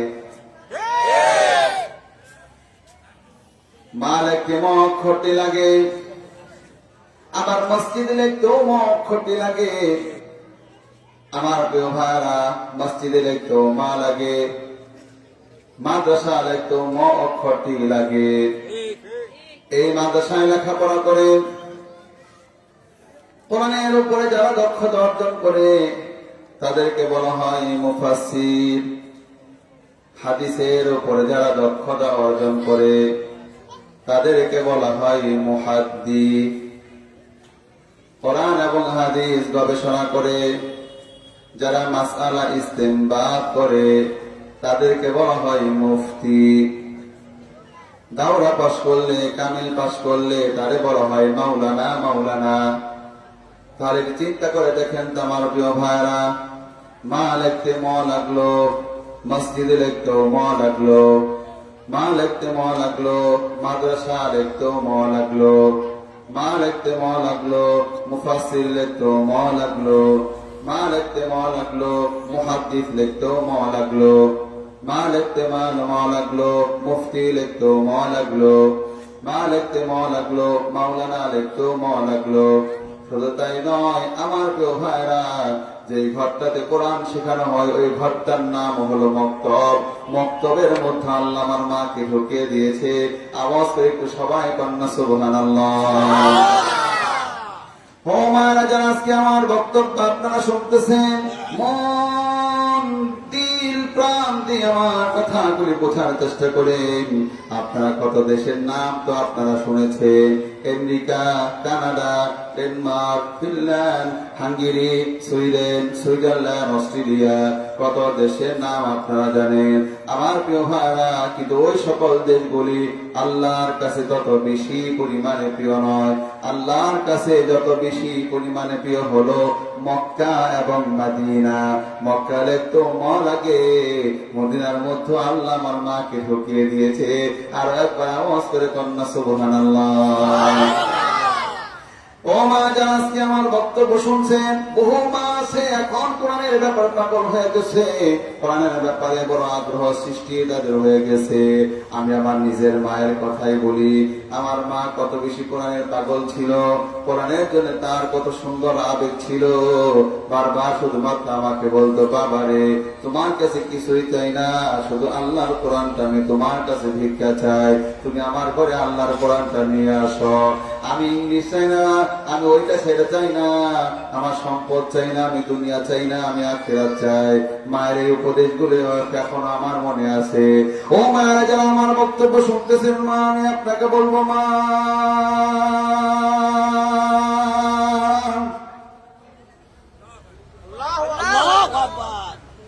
আমি আপনাকে সম্মান দিয়ে বলবো, আপনি আজকে আমার কথাটা বোঝার চেষ্টা করেন। এক মা কোরআনের মাহফিলে এমন বক্তব্য শুনে তিনি বুঝতে পারলো সত্যি তো ইসলাম এত সম্মান দিয়েছে, এই ইসলামের জন্য কিছু একটা আমি করব। মা বাড়িতে গেল, এবার তার 3টা যে সন্তান ছিল, বড় ছেলেটা আগেই তো ডাক্তারি করতো, মেজো ছেলেটা পুলিশের চাকরি করতো। এবার তিনি বাসায় যাবার পরে ছোট্ট ছেলেটাকে মাদ্রাসায় দিয়ে দিল। 3 ছেলে তার 3 দিকে, বড় ছেলেটা ডিগ্রি আনার জন্য বিদেশে গেছে, মেজো ছেলেটা পুলিশের চাকরি করছে বহু দূরে। ছোট্ট একটা ছেলে মাদ্রাসায় ওয়াজ শোনার পরে হৃদয়টা নরম হয়ে যে ওই ছোট্ট সন্তানটাকে মাদ্রাসায় দিয়ে দিয়েছে। আমার প্রিয় ভাইরা, এবার 1 দিন চলে যায়, 3 দিন চলে যায়, 3 মাস যখন চলে গেল, হঠাৎ করে মা একদিন দুনিয়া থেকে বিদায় হয়ে গেল। মা যখন মরে গেল, এলাকার লোকেরা এবার আমার প্রিয় ভাইরা 3 ছেলেটার তথ্য পাঠালো, বড় ছেলেটার তথ্য পাঠালো, কিন্তু তিনি বিদেশে আছে, এত দূর থেকে তিনি আর আসতে পারলো না। মেজো ছেলেটা পুলিশের চাকরি করে, তার থানায় তথ্য পৌঁছলো, তিনি সঠিক সময় শুনতে পারলো না। সন্তানটা আসামি ধরার জন্য গিয়েছে, সঠিক সময় না জানার কারণে জানাজায় আসতে পারলো না। ছোট্ট ছেলেটার মাদ্রাসাও বহুদূর, 3 ছেলে কেউ আজকে মায়ের জানাজায় উপস্থিত নাই। এলাকার লোকেরা চিন্তা করলো, ইসলামে 3টা কাজ দ্রুত করতে হয়। 1 নাম্বার, আজানটা হলে তাড়াতাড়ি নামাজটা পড়ে ফেলতে হয়। 2 নাম্বার, ছেলে মেয়ে বড় হলে তাড়াতাড়ি বিয়েটা করায় দিতে হয়। 3 নাম্বার, মানুষ মরে গেলে তাড়াতাড়ি তার জানাজাটা কমপ্লিট করায় ফেলতে হয়। এই জন্য এলাকার লোকরা চিন্তা করলো, বেশিক্ষণ তো রাখা যাবে না, মায়ের জানাজা কমপ্লিট করায় ফেললো। একটা সন্তানও মায়ের জানাজায় সেদিন আসতে পারলো না। কিছুদিন পরে, সপ্তাহখানেক পরে, 3 ছেলে মায়ের কবরের পাশে এসে দাঁড়িয়েছে। যে মা এত ভালোবাসার, আপনারা যারা আমাকে দেখতেছেন, একটু আমার দিকে তাকায় কথাগুলি শোনার এবং বোঝার চেষ্টা করেন। এই যে আপনারা আমাদের পেটগুলি, আপনারা তো নিজেদের পেট সবাই জানেন, এই পেটের ব্যাপারটা, এটা হলো 12 ইঞ্চি। এই পেটের মধ্যে সন্তান বড় হতে হতে হয়ে যায় 18 ইঞ্চি পর্যন্ত। কখনো কি চিন্তা করেছেন 12 ইঞ্চি পেটের মধ্যে 18 ইঞ্চি সন্তানটা কিভাবে থাকে? এটা তো অনেকে আমরা জানি না। তাহলে আজকে ভালো করে শুনেন, ও যুবক যারা তোমরা আজকে আমার বক্তব্যটা শুনতেছ, মায়ের সাথে কিভাবে আচরণ করা উচিত, আজকে তুমি যদি বক্তব্যটা শোনো তাহলে তুমিও সিদ্ধান্ত নিতে পারবা। তুমি হয়তো বা ভুল করে ফেলতেছ। এই 12 ইঞ্চি পেটের মধ্যে সন্তান যখন চলে আসলো, ওই 16 বছরের একটা মেয়ে, 15 বছরের একটা মেয়ে, 17 বছরের একটা মেয়ে, 18 বছরের একটা মেয়ে, পেটের মধ্যে বাচ্চা চলে আসছে। এবার বাচ্চাটা বড় হতে লাগলো, বড় হতে হতে বাচ্চাটা এবার 12 ইঞ্চি হয়ে গেল। মায়ের পেটটাও 12 ইঞ্চি, সন্তানও হয়ে গেল 12 ইঞ্চি। এবার যখন 12 ইঞ্চি পাড়ি দিয়া যখন সন্তানটা হয়ে গেল 14 ইঞ্চি, 14 ইঞ্চি হওয়ার পরে এবার তো পেটের মধ্যে আর জায়গা হচ্ছে না, এবার পেটটা ফুলে গেল। এবার যখন হয়ে গেল 16 ইঞ্চি, এবার পেটটা আরো বেশি পরিমাণে ফুলে গেল। এবার যখন হয়ে গেল 18 ইঞ্চি, 18 ইঞ্চি যখন হয়ে যায়, সন্তানের পেটের মধ্যে যে থাকে, ওই পেটটা থেকে আমার ব্যবহার 2টা পা সন্তানের মায়ের কলিজার নিচে গিয়ে অবস্থান নেয়। মায়ের কলিজার মধ্যে মৃদু আঘাত করতে থাকে। একবার আঘাত নয়, 2বার আঘাত নয়, 3বার আঘাত নয়, হাজার বার আঘাত করতে সব পেতে বড় আঘাতটা করে প্রিয় ভাই দুনিয়াতে সন্তানটা চলে আসে। মায়ের কলিজার মধ্যে লাথিটা মেরে তারপরে সন্তানটা কিন্তু দুনিয়াতে আসে। এই সন্তানটা বড় হলো, এবার বড় হয়ে আমেরিকাতে চলে গেল। আমেরিকা থেকে একটা ব্যথা পেল। বাংলার জমিনে মায়ের কলিজার মধ্যে সবার আগে খবরটা হয়ে গেল। এটা আওয়াজ করে সবাই কন্যা কথা ঠিক কিনা? যাদের মা আজকে নাই, 2 চোখের পানিটা ফেলে দেন আল্লাহর দরবারে, আল্লাহর কাছে কাঁদেন, আল্লাহ আমার মা অন্ধকার কবরে শুয়ে আছে। আমার ঢাকার এক মুসল্লি সেদিন বলল, হুজুর গ্রামে যখন যাই মায়ের কাছে বহন করা মাটিগুলি আজও আমি দেখতে পাই, কিন্তু আমার মাকে আর আমি দেখতে পাই না।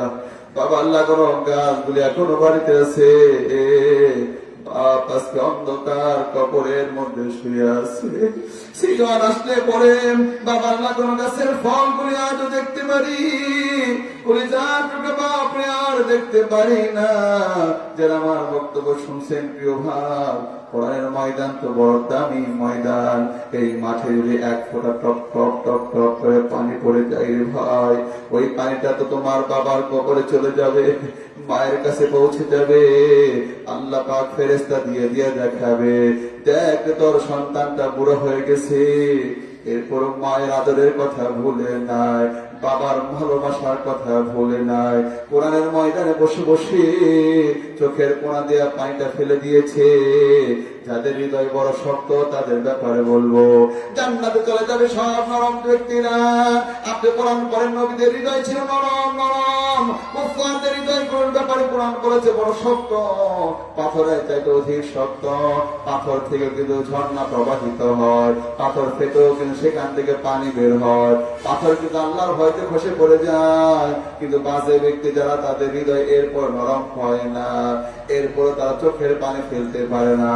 যে বাবাজি আল্লাহর দরবারে কেঁদে দিয়েছেন, মায়ের জন্য ফরিয়াদ করেছেন, আমি তাদের জন্য আল্লাহর কাছে দোয়া করছি, আল্লাহ আমার সন্তানকে আপনি রহম করেন, আমার সন্তানের উপর নিয়ামত দান করেন, আমার সন্তানের অভাব দূর করেন, আমার সন্তানকে আপনি কল্যাণ দান করেন। আল্লাহ আমি মন থেকে দোয়া করে দিয়ে গেলাম। আমি আজকে আবেগ, আমি যেহেতু মুসাফির, আল্লাহ নবী তো বলেছে মুসাফির দোয়াটা কবুল হয়। 3 সন্তান মায়ের কবরের পাশে দাঁড়ায়, বড় ছেলেটা বলছে, আল্লাহ আমি বিদেশ থেকে আসলাম, জীবনে কত মানুষের চিকিৎসা আমি করব, কিন্তু আমি আমার মায়ের চিকিৎসা খানা করতে পারলাম না। আল্লাহ তাআলার কাছে বলছে, আল্লাহ জীবনে কত অর্থ উপার্জন করব, কিন্তু আমি আমার বিশাল অর্থ থেকে একটা আপেল কিনে মারে খাওয়াতে পারলাম না। বড় ছেলেটা এইভাবে কবরের পাশে কথাগুলি বলে বলে কান্না করছে। এমন সময় মেজু ছেলেটা আল্লাহ দরবারে বলছে, আল্লাহ আমি যখন আসামি ধরতে গেলাম, এমন সময় তুমি আমার মাকে আসামি বানায়া খবর নিয়ে আসলে। ও রব্বুল আলামিন, আমি আমার মায়ের চেহারাখানা দেখতে পারলাম না। আল্লাহর কাছে এমন করে করে কাঁদতেছি। ওই মুহূর্তে ছোট্ট একটা ছেলে, ওই ছোট ছেলেটা শুনে যে মা আজকে মাদ্রাসায় গিয়েছে, ও মা যারা আজকে এখানে আপনারা মাদ্রাসায় অলরেডি দিয়ে দিচ্ছেন, যে ছেলেগুলো আজকে কোরআনের হাফেজ হলো, যে বাবাগুলো আজকে নিজের সন্তানকে পাগড়ি মাথায় দেখলো, ও বাবা আপনি ধন্য, ও মা আপনি সফল, যারা আজকে পর্দার মধ্যে আমার ওয়াজগুলি শুনতেছে, ওই পর্দার মধ্যে বসে বসে হয়তো বা মা আপনি চোখের পানি ফেলতেছে। ও মা আমি আপনাকে বলবো, এবার আপনি 3 নাম্বার ছেলেটার কথাটা ভালো করে শুনে নেন। ওই ছোট্ট ছেলেটা মায়ের কবরের পাশে কোরআন নিয়ে তেলাওয়াত করছে, আর আল্লাহকে বলছে, আল্লাহ আমার মা দিন বিক্রি করে করে কোরআন আমাকে পড়িয়েছে, আমার বাপ নাই, ছোট সময় মারা গেল, আমার মা বড় কষ্ট করলো, আজ ওই কোরআনটা আমার মা আমাকে এত কষ্ট করে পড়ালো, ওই কোরআনটা আজকে কবরের পাশে নিয়ে তেলাওয়াত করছি। ও রব দয়া করে মায়া করে কোরআন উসিলায় তুমি আমার মায়ের কবরটাকে জান্নাতের টুকরায় পরিণত করে দাও। এটা অবস্থায় কন্যা আমি কন্যা আমি। আমার প্রিয় ভাইরা, এবার আপনারা এখানে যারা আমার সামনে বসে আছেন, মায়েরাও তো ভিতরে পর্দার মধ্যে আছেন, এখানে এমন একজন ব্যক্তি নাই যার সঙ্গে মাথা নাই। কানায় কানায় বিশাল প্যান্ডেলের মানুষগুলি সবার আমি দৃষ্টি আকর্ষণ করছি। বিবেক হলো আপনার সবচাইতে বড় আদালত। আপনি যদি আপনার বিচারটা করতে পারেন, এর থেকে সেরা বিচার আপনি কোথায় খুঁজে পাবেন, কোথায় খুঁজে পাবেন? একটু বিশ্লেষণ করেন তো। এই যে বড় ছেলেটা বলল, আল্লাহ আমার মা আমি বিশাল বিদেশ থেকে আসলাম, কত মানুষের চিকিৎসা করব, আমি আমার মায়ের চিকিৎসা করতে পারলাম না, জীবনে কত অর্থ উপার্জন করব, ওই বিশাল অর্থ থেকে একটা আপেল কিনে মারে খাওয়াতে পারলাম না। আজকে এই কথা বললে কোনো লাভ হবে নাকি? জোরে কন্যা হবে নাকি? কবরের মধ্যে আপেল ঢোকানো যাবে নাকি? মেজে ছেলেটা বলল, আল্লাহ আমি যখন আসামি ধরতে গেলাম, তখন সময় তুমি আমার মারে আসামি বানায় কবর নিয়ে আসলে, আমি আমার মায়ের চেহারাখানা দেখতে পারলাম না। সত্য করে জুড়ে বলেন তো, এই কথাটা বললে কোনো সওয়াব হবে নাকি? তাহলে সওয়াবও নাই, কবরের মধ্যে আপেল ঢোকানোর ব্যবস্থাও নাই। কিন্তু ছোট্ট ছেলেটা আজকে আল্লাহর কাছে বলল, আল্লাহ ও রব্বুল আলামিন, আমার মা দিন বিক্রি করে করে কোরআন আমাকে পড়িয়েছে, ওই কোরআনটা আজকে তেলাওয়াত করছি। আল্লাহ কোরআন ওসিলায় তুমি আমার মায়ের কবরটাকে জান্নাত বানায় দাও। এমন একটা সন্তান যদি রেখে দিতে পারেন, এমন দোয়া যদি একটা করাতে পারেন, আমি যতটুকু লেখাপড়া করেছি আমার তো মনে হয় এমন দোয়া করতে দেরি, কবরটা জান্নাতে টুকরায় পরিণত হতে দেরি হবে না। মুসলমান এইবার অন্তত আওয়াজ করে কন্যা কথা ঠিক কিনা?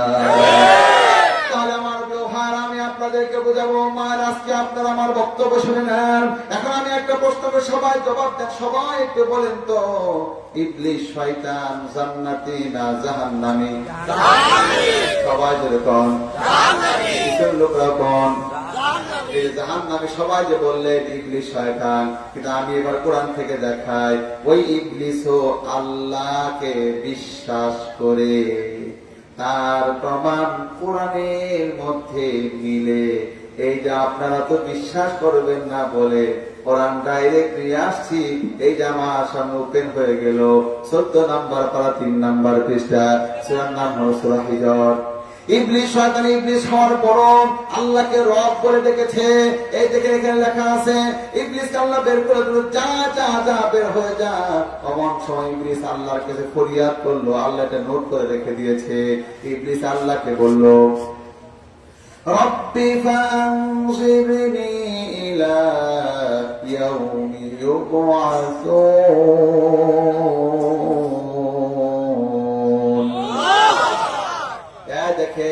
রব আপনি আমাকে কিয়ামত পর্যন্ত হায়াত দেন। ইবলিস আল্লাহকে বলল, হে রব আপনি আমাকে কিয়ামত পর্যন্ত হায়াত দেন। যদি বিশ্বাস না করে এক এক করে আমার কাছে আসেন, দেখাই দেই। রব্বি রব্বি, এই যে বাচ্চারা তো আছে, রব্বি ফানজিরনি, এই বাচ্চারা তোমরা তো পড়তে পারো। রবাদ ও রব্বাদের কি হয়? তাই মাত্রা ছাত্র জোরে কও, রবাদ ও রব্বাদের কি হয়? এটা আমাদের কলিজার টুকরা ছেলেগুলি বলে ফেলে, রব্বি হে রব আপনি আমাকে কিয়ামত পর্যন্ত হায়াত দেন। ইবলিস আল্লাহকে বলেছে, হে রব আপনি আমাকে কিয়ামত পর্যন্ত হায়াত দেন। কোন জগতে বসবাস করেন? মনে করতেছেন যে আপনি আল্লাহরে বিশ্বাস করেন। ইবলিস হওয়ার পর আল্লাহকে রব রব রব করে ডাকতেছে। মিয়া এই পৃষ্ঠা পড়ে দেখেন, এইখানে দুইবার আছে ইবলিস আল্লাহকে রব বলেছে। রবের অর্থ হয় 19টি, হায়াত দাতা, রিজিক দাতা, বিধান দাতা, পালন কর্তা। যেহেতু ইবলিস আল্লাহকে রব করে ডাকলো, এতেই প্রমাণ হয় ইবলিস আল্লাহকে বিশ্বাস করলো। এটা আওয়াজ করে সবাই কন্যা, কথা ঠিক কিনা? এখানে শুধু শেষ নয়, ইবলিস আল্লাহর কাছে ফরিয়াদ করেছে, আল্লাহ আপনি আমাকে কিয়ামত পর্যন্ত হায়াত দিবেন। আল্লাহর কাছে চেয়েছে, আল্লাহর কাছে চাইলো, আল্লাহ থেকে পাইলো, আল্লাহর কাছে চাইলো, আল্লাহ থেকে পাইলো। এবার কোরআনের 22 নাম্বার পারা পরে দেখেন, সেখানে কি লেখা আছে? ইয়া আইয়ুহান নাস আনতুমুল ফুকারাউ ইলাল্লাহ, হে মানুষ তোমরা সবাই হলো আল্লাহর দরবারে ফকির। তোমাদের ইমাম ফকির, তোমাদের মুসল্লি ফকির, তোমাদের ড্রাইভার ফকির, তোমাদের প্যাসেঞ্জার ফকির, তোমাদের টিচাররা ফকির, তোমাদের ছাত্ররা ফকির, তোমাদের নারীরা ফকির, তোমাদের পুরুষরা ফকির, তোমাদের শিশুরা ফকির, তোমাদের বৃদ্ধরা ফকির, তোমাদের রাজা ফকির, তোমাদের প্রজারা ফকির। এক কথায় তামাম দুনিয়াতে মানুষের সংখ্যা যত, আল্লাহ দরবারে ফকিরের সংখ্যাও হলো তত। সব আল্লাহ দরবারে ফকির। আল্লাহ হচ্ছেন গনি, আল্লাহ হলো ধনী। তাহলে আমার প্রিয় ভাই, এবার আপনারা ভালো করে দেখেন তো, বাংলাদেশে আপনারা যাদেরকে মুসলমান মনে করেন, আমি অসংখ্য মুসলমানকে মুসলমান কেন মনে করি না, এগুলো পরিষ্কার করে দিয়ে যাচ্ছি আজকে খাদুরাতে এসে, এই লেবুতলাতে এসে আজকে বলে যাচ্ছি আমার প্রিয় ভাইরা, এই দেশ থেকে আমি আজকে বলে যাচ্ছি আমার প্রিয় ভাইরা, আপনি কেন বুঝতে পারছেন না? ইবলিস পর্যন্ত আল্লাহকে রব করলো। এখানে শুধু শেষ নয়, আল্লাহর কাছে ফরিয়াদ করলো, আল্লাহ আপনি আমাকে দেন, হায়াত দেন। এখন বাংলাদেশে অসংখ্য মুসলমান রয়েছে, আল্লাহর কাছে চায় না, আল্লাহর কাছে না আছে খাজা বাবা, গাজা বাবা, ল্যাংটা বাবা, গেসুদারাজ, জুলফিদারাজ, আতাবাদ, গঞ্জেবাদ, আজেবাজে জায়গায় যাচ্ছে, আল্লাহর কাছে যাচ্ছে না, আর মুসলমান দাবি করছে। ওদের ব্যাপারে আপনার ফতোয়া দিয়ে যাচ্ছি, ওরা মুসলমান না, ওরা ইবলিস শয়তানের চাইতে নিকৃষ্ট মুসলমান। আওয়াজ করে তুলে বলতে হবে, কথাটা ঠিক কিনা? আমার প্রিয় ভাইরা, আমি এখন আপনাদেরকে এভাবে আমি আরো অনেক দলিল দিতে পারি, কোরআনুল কারীমের আরো দেখাতে পারি। আমার প্রিয় ভাই, 10 নাম্বার পারা 2 নাম্বার পৃষ্ঠা, আল্লাহকে ইবলিস ভয় করে তার প্রমাণ কোরআনের মধ্যে আছে।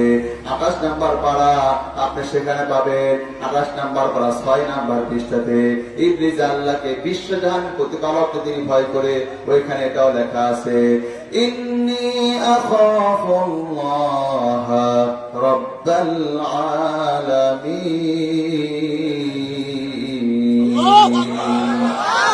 আমি বিশ্বজাহানের প্রতিপালক আল্লাহকে ভয় করি। সবাইকে বলেন তো, ওই গভীর রাতের বেলা আটলান্টিক মহাসাগরের অতল তলদেশে শৈবালের সাথে লাগানো ছোট্ট একটা পোকা ক্ষুধার জ্বালায় যখন আল্লাহ বলে চিৎকার দেয়, ওই গভীর রাতের বেলা ওই পোকার খাবারটা রাতের বেলা আটলান্টিক মহাসাগর অতল তলদেশে শৈবালের সাথে পৌঁছে যান যিনি, আওয়াজ করে বলেন তো তিনি কে? আর মাত্র আমার 10 মিনিট সময়, এরপরে আমার আলোচনাটা শেষ। এই 10 মিনিট আলোচনা এত দামি, আমার যত আলোচনা শুনেছেন তার যদি বেশি দামি হবে। তাই যাদের পেশাব পেলে আসে তারাও একটু কষ্ট করে বসে থাকে। এই 10টা মিনিট শেষ করে দোয়া করে তারপরে আমি বিদায় নিয়ে চলে যাব। মাহফিল কর্তৃপক্ষ তাদেরকে আস্তে আস্তে বলবো আপনার স্টেজ দিকে চলে আসেন, আপনাদেরকে নিয়ে দোয়া করবো। আপনাদের কোনো বক্তব্য থাকলে দোয়ার আগে সেটা আপনারা বলে দিবেন। এরপরে আজকে আলোচনাটা শেষ হয়ে যাবে। আর মাত্র 10 মিনিট সর্বোচ্চ লাগবে, এর চেয়ে বেশি লাগবে না। এবার আপনারা বলেন তো আমার কেউ ভাড়া, এবার আওয়াজ করে বলেন তো, ওই মায়ের পেটের মধ্যে যে সন্তানটা থাকে, ওই সন্তানকে দুনিয়ার কোন ব্যক্তি খাবার তো সাপ্লাই দেয় না, দুনিয়ার কোন সাহিত্যিক কবি মায়ের পেটের মধ্যে খাবার সাপ্লাই দেয় না। মায়ের পেটের মধ্যে খাদ্যটা মায়ের মাসিক থেকে বন্ধ করে দিয়া, মায়ের নাভির সঙ্গে সন্তানের নাভির একটা তার সংযোজন করে দিয়া ওইখানে তিল তিল করে খাবারগুলি পাস করে দিয়েছেন। তবে নাপাক রক্তের লাইনটা মুখ দিয়া দেন নাই, তাহলে মুখটাও তো নাপাক হয়ে যেত। যাতে করে গুনাহ দুনিয়াতে আসবে, পবিত্র জবান দিয়া পবিত্র রবের জিকিরটা তিনি করবে। এটা আওয়াজ করে সবাই কন্যা সুবহানাল্লাহ।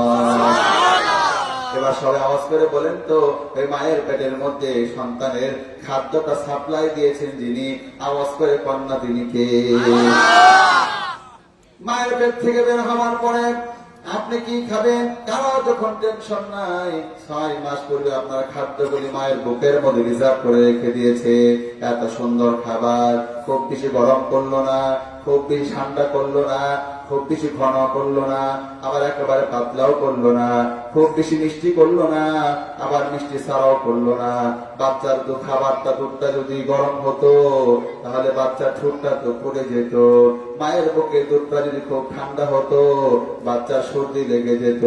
খুব যদি ঘন হতো বাচ্চা হজম করতে পারতো না, পাতলা হলেও সমস্যা হয়ে যায়। খুব যদি মিষ্টি হতো বেশিক্ষণ খেতে পারতো না, মিষ্টি ছাড়াও মনে আকর্ষণ থাকতো না। এত সুন্দর খাদ্যটা তিনি রিজার্ভ করে রেখে দিয়েছেন। এবার আওয়াজ করে সুরে কন্যা তিনি কে? ইংলিশ সাথে আপনি এগুলো পাবেন, এখানে আমি সময় স্বল্পতার কারণে শুধুমাত্র বলে যাচ্ছি। ইন্নী আখাফুল্লাহ রাব্বাল আলামিন। ইংলিশ বলে বিশ্বজাহানের প্রতিপালক আল্লাহকে আমি ভয় করি। তাহলে আমি 1 ঘন্টা 1.5 ঘন্টা হয়ে গেল, 1.5 ঘন্টা পানি দিচ্ছে, আলোচনা করতেছি। এতক্ষণ পর্যন্ত আমি বুঝালাম সবাই আল্লাহর বিশ্বাস করে। তাহলে এখন আমি মাত্র 5 মিনিটে বুঝাই দিয়ে দেবো তাহলে জান্নাতে যাবে কাকে? আরে এখনই হলো আলোচনা সব থেকে বড় মজা। এখনই বহু মানুষ বাদ করে যাবে আমার প্রিয় ভাইরা। এখন আমি যেটা যা করবো, কোরআন থেকে একটা খাঁটি মুসলমান আমি দেখাই দিব। আর আমি বলবো কোরআনে বর্ণিত ওই খাঁটি মুসলমানের মতো মুসলমান হতে পারবেন যিনি, আল্লাহর জান্নাতেও যেতে পারবেন তিনি। আর আমি আপনাদের এখন দেখাবো কোরআনে বর্ণিত ওই মুসলমানের মতো মুসলমান হতে পারবে না যে, আল্লাহর জান্নাতেও যেতে পারবে না সে। তাহলে এখনই প্রমাণ হবে আপনি কি আসলে জান্নাতে যাচ্ছেন না জাহান্নামে যাচ্ছেন। এই আয়াতটা ভালো করে 2টা আয়াত মাত্র পাঠ করবো, এর মাধ্যমে আলোচনা শেষ হয়ে যাবে। এত দামি আয়াত আগে বলে দিচ্ছি, এইটুকুন ভালো করে শুনে তারপর আমরা সবাই বিদায় নিব, না হলে কিন্তু আলোচনা শুনে কোনো লাভ হলো না। এই যে বের হয়ে গেল। মা কানা ইব্রাহিমু ইয়াহুদিয়্যাও ওয়ালা নাসরানিয়্যাও ওয়ালাকিন কানা হানিফাম মুসলিমা। আল্লাহু আকবার। ইব্রাহিম ইহুদি ছিল না, ইব্রাহিম আলাইহিস সালাম খ্রিস্টান ছিল না। ইব্রাহিম আলাইহিস সালাম ছিল একজন হানিফা মুসলিমা, খাঁটি মুসলমান, নির্ভেজাল মুসলমান, পিওর মুসলমান। এখানে আমি পড়ার পর অবাক হয়ে গেছি। ইব্রাহিম আলাইহিস সালাম খাঁটি মুসলমান বললো, আমি তখন বললাম কি খাঁটি মুসলমান বলার দরকার কি ছিল, শুধু মুসলমান বললেই তো হতো। ওই দিন আমি বাজারে গেলাম, বাজারে যাবার পর এক দোকানদারে বললাম, ও দোকানদার ভাই, এই যে আপনি সরিষার তেলের বোতলটা বিক্রি করতেছেন, এখানে আপনি লিখে রেখেছেন খাঁটি সরিষার তেল, তো খাঁটি সরিষার তেল লিখলেন কেন? শুধু সরিষার তেল লিখলেই তো হতো। লোকটা তখন আমাকে বলে দিল, হুজুর বাজারে ভেজাল সরিষা বের হয়েছে যখন, খাঁটি সরিষার তেল লেখার প্রয়োজনটা হয়েছে তখন। এটা আওয়াজ করে সবাই কন্যা কথা ঠিক কিনা? আমার বোঝাই দিল, হুজুর বাজারে ভেজাল সরিষা বের হয়েছে যখন, খাঁটি সরিষার তেল লেখার প্রয়োজনটা হয়েছে তখন আমিও তখন বুঝতে পারলাম আল্লাহ তো জানে বাংলাদেশ নামে একটা ভূখণ্ড 1400 বছর পর হবে, ওইখানে অসংখ্য ভেজাল মুসলমান বের হয়ে যাবে খাঁটি মুসলমানের পাশে। এই জন্য ইব্রাহিম আলাইহিস সালাম খাঁটি মুসলমানটা বললো, এতেই প্রমাণ হয় খাঁটি মুসলমানের পাশে অসংখ্য ভেজাল মুসলমান বসবাস করে। এইবার আওয়াজ করে সবাই কন্যা কথা ঠিক কিনা? এবার ইব্রাহিম আলাইহিস সালাম খাঁটি মুসলমান কিভাবে হলো তার বিবরণ তো 1 নাম্বার বা 19 নাম্বার পৃষ্ঠাতে থাকলো, ওইটাকে যে বের করে ফেললাম আপনাদের সামনেটাও বের করে দেখায় দিয়ে যায়। সবাই আমার সাথে পড়েন। إذ قال له ربه أسلم قال أسلمت لرب العالمين। আর যখন তার রব ইব্রাহিমকে বললেন আত্মসমর্পণ কর, ইব্রাহিম আলাইহিস সালাম সঙ্গে সঙ্গে বললেন আসলামতু লিরাব্বিল আলামিন, আমি বিশ্বজাহানের প্রতিপালক আল্লাহর কাছে আত্মসমর্পণ করলাম। আমার মতো এইভাবে সবাই হাত উঁচু করেন, করবেন না, শুধু হাত উঁচু করে ভালো করে করেন। এই যে আপনার হাত উঁচু করে সবার হাত তুলে নামান, এবার শুধু আমার হাতটা থাকবে। এই দেখে আমি যেমন আত্মসমর্পণ করেছি, এবার আমার পিছনে পুলিশ এসে বললো ও আত্মসমর্পণকারী ডান দিকে যান, আমি ডান দিকে যাব, বাম দিকে যান, আমি বাম দিকে যাব, সামনে যান, আমি সামনে যাব। পুলিশ বলবে যা, আত্মসমর্পণকারীও করবে তা। তাহলে আসল মুসলমান বড় হয় কাকে? মুখস্থ করে নেন। রব বলবে যখন যা, গোলাম করবে তখন তা। এমনটা করতে পারবেন যিনি, আসল মুসলমানটাও হতে পারবেন তিনি। আওয়াজ করে জোরে কন্যা কথা ঠিক কিনা? আমি 1 ঘন্টা 1.5 ঘন্টা ধরে আপনাদেরকে বোঝালাম ইবলিস আল্লাহর বিশ্বাস করতে, নিজেই তো দলিল দিলাম। বিশ্বাস করলে হবে কি? মূল সূত্র হলো রব বলবে যখন যা, গোলামকে করতে হবে তখন তা। ইবলিসকে বলল মাথা নত কর, মাথা নত করলো না, ঈমান তার টিকলো না। এইবার আওয়াজ করে সবাই কোন কথা ঠিক কিনা? কিন্তু এবার ইব্রাহিম আলাইহিস সালাম আত্মসমর্পণ করেছেন। হযরত ইব্রাহিম আলাইহিস সালাম আত্মসমর্পণ করার পরে আল্লাহ পাক বলে দিল ইব্রাহিম তুমি আত্মসমর্পণ করেছ, এখন তোমার আমি বলবো যা তুমি এখন করবে তা। তোমার বউটাকে তোমার সন্তানটাকে যাও মরুভূমিতে রেখে দিয়ে আসো, কিছুই করার নাই। প্রভাব বলবে যা, গোলামকে মানতে হবে তা, ইচ্ছাই হোক অনিচ্ছাই হোক। ইব্রাহিম আলাইহিস সালাম দেখে দিয়া সন্তানটাকে আর বউটাকে চলে আসতেছে, চোখ দিয়ে পানি পড়তেছে, মুখ দিয়ে কথা বলতে পারছে, কলিজা পড়ে ছিঁড়ে যাচ্ছে। কিছুই করার নাই, কিছুই করার নাই। হাজেরা পিছনে দেখে বলল ও আমার কলিজার টুকরা স্বামী, আপনার মতো ভদ্র মানুষ নাই, আপনার হৃদয় এত নরম, এইরকম সুন্দর হৃদয়ওয়ালা মানুষ তো হয় না। আপনি আমাদের এখানে রেখে গেলেন নিশ্চিত মৃত্যুর কূপে। এটা যে আপনি করে গেলেন, এটাকে নিজের চিন্তায় করলেন না কারো হুকুমে করলেন? ইব্রাহিম আলাইহিস সালাম পিছনে তাকাচ্ছে না, তবে আঙ্গুলটা উঁচু করে দেখায় দিল হাজেরা 7 আকাশের উপর থেকে হুকুম এসেছে যা, গোলাম ইব্রাহিম সঙ্গে সঙ্গে মান্য করছে তা, আমার কিছুই করার নাই। বাড়িতে চলে গেল, দিন চলে যায়, সপ্তাহ চলে যায়, মাস চলে যায়, বছর চলে যায়, বহু বছর পর আল্লাহ পাক তাআলা বলল ইব্রাহিম যাও যাও যাও, তোমার বউটাকে মারি নাই, তোমার সন্তানটা মারি নাই, যাও ওদের কাছে যাও। বিকেল বেলা আসলো, রাতের বেলা ঘুম পারলো, স্বপ্নের মধ্যে দেখায় দিল ছেলেটাকে জবে করে দেয়া লাগবে, কিছুই করার নাই। রব বলবে যা, গোলাম কেউ করতে হবে তা। সকালবেলা জেগে ইব্রাহিম ইসমাইলকে বলছে ও বাবা তুমি আসো।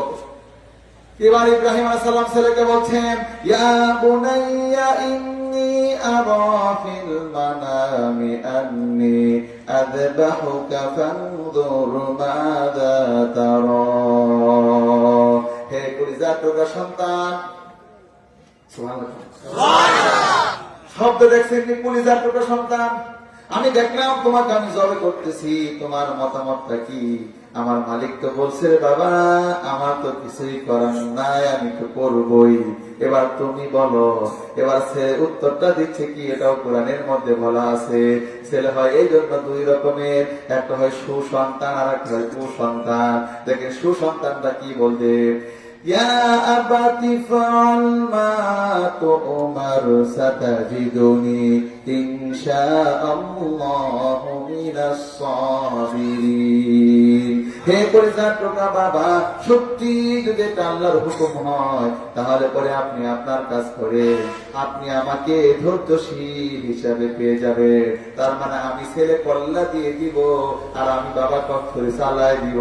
রবের হুকুম করবে যা, আমরাও মানব তা। তাহলে আমার প্রিয় ভাইরা, আজকে এখানে প্রায় 2 ঘন্টা পাড়ি দিয়ে 2 ঘন্টার দিকে আমরা চলে যাচ্ছি।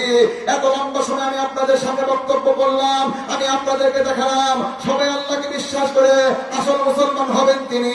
রব বলবে যখন যা, গোলামকে করতে হবে তখন তা, আল্লাহর হুকুম মানতে গিয়ে। সেজন্যই তো আমরা দেখতে পারলাম ইসমাইল তার কল্যাণ পর্যন্ত দিতে রাজি হয়ে গেল।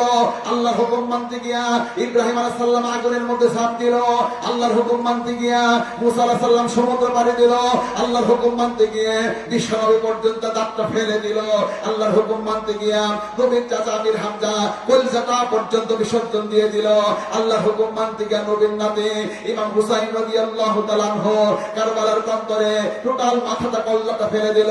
দেহটা 10টা ঘোড়া বানাতে বানাতে টোটাল দেহের গোস্তগুলো ছিন্ন ভিন্ন করে ফেললো। এরপরে একজন ব্যক্তি আল্লাহর হুকুম থেকে বিস্তার হয় না। ও মুসলমান, তার আজকে তাফসীর থেকে কি বুঝতে পারলেন? রব বলবে যখন যা, গোলামকে করতে হবে তখন তা। আজকে তাফসীর থেকে আমি শিখে ফেললাম, তাই আমাকে জেল জরিমানা দিয়ে কেউ আল্লাহর হুকুম থেকে বিরত রাখতে পারবে না। পাহাড় আমাকে দমায় রাখতে পারবে না, সমুদ্র আমাকে দমায় রাখতে পারবে না।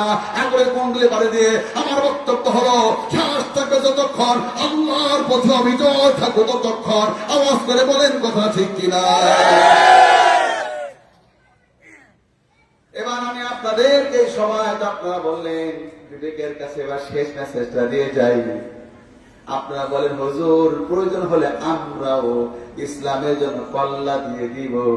তখন আমি আবার বলি, মিয়া ভুয়া কথা আপনি আমার সামনে বললেন না। যে মাথার উপরে টুপি রাখতে পারেন না, ওই বেটা যে আবার ইসলামের জন্য কল্লা দিয়ে দিবে, এমন কথা আমাদের বিশ্বাস হয় না। আওয়াজ করে জোরে কন্যা কথা ঠিক কিনা? এই কল্লার মধ্যে এক মুঠি দাঁড়িয়ে আছে কি নাই? এক মুঠি দাঁড়িয়ে আপনি রাখতে পারেন না, আপনি যে আবার কল্লা দিয়ে দিবেন, এমন ভুয়া কথা আপনি আমার বোঝায় পাগল বানাতে পারবেন না। এবার বলেন তো আমার কেউ ভাইরা, এই কল্লার মধ্যে চোখ আছে কি নাই? চোখ দুইটা আপনি বাজে জিনিস থেকে দেখা থেকে নিয়ন্ত্রণ করতে পারেন না। দুইটা কান আছে কি নাই? এই কান দুইটা কান বন্ধ শোনা বন্ধ করতে পারলেন না। এই কল্লার মধ্যে মুখ আছে কি নাই? মুখ দিয়ে মিথ্যা কথা কি বন্ধ করতে পারলেন না। এবার দেখেন তো আপনি কল্লাটাই সাজাতে পারলেন না। ইসমাইলকে বলো কল্লা ফেলে দে, ইসমাইল কল্লা ফেলে দিতে চাইলো, আর ইবলিসকে বলো কল্লা ফেলতে হবে না, কল্লা একটু নত কর। ইবলিস নত করলো না। আপনি ইবলিসের চাইতে বড় শয়তান, আপনারা বললো তোর নত করা লাগবে, তুই শুধুমাত্র একটু কল্লাটা সাজা। আপনি সাজাতেই পারলেন না। এতেই প্রমাণ হয় আপনিও যদি আসল মুসলমান হতে পারলেন না। আওয়াজ করে জুড়ে কন্যা কথা ঠিক কিনা? এবার আমি সমাজে ঢুকতে পারি, পরিবারে ঢুকতে পারি, রাষ্ট্রে ঢুকতে পারি। আমি অ্যাভেলেবেল আয়াতকে দেখা আপনাদেরকে দেখাতে পারি বাংলাদেশের মানুষরা আপনারা কিভাবে আল্লাহর হুকুম লঙ্ঘন করে যাচ্ছে। এবার বলেন, এই যে রাস্তা দিয়ে আপনাদের গাড়িগুলো চলতেছে আমি দেখতেছি, এই যে গাড়িগুলি যাচ্ছে যা, আসতেছে যা, বলেন তো সবগুলি গাড়ি ডানে যাচ্ছে না বামে যাচ্ছে? বাম দিয়ে চলতেছে। অত সৌদি আরবের গাড়িগুলি ডান দিক দিয়ে চলে, ইরানের গাড়িগুলি ডান দিক দিয়ে চলে, কুয়েত কাতারের গাড়িগুলি ডান দিক দিয়ে চলে, America, Canada, Denmark, Finland, Hungary, Sweden, Switzerland, Australia কাফেরদের গাড়িগুলি বাম দিকে চলে। মাঝখানে আপনারা কেমন মুসলমান হলেন? আপনাদের গাড়িগুলি বাম দিকে চলে। ইসলাম তো মানেন না। মূল কথা হলো রব বলবে তখন যা, গোলামকে করতে হবে তখন তা। তো আপনারা তো করেন না, না করে জান্নাতে যাবেন কেমনে? আওয়াজ করে জোরে কন্যা কথা ঠিক কিনা?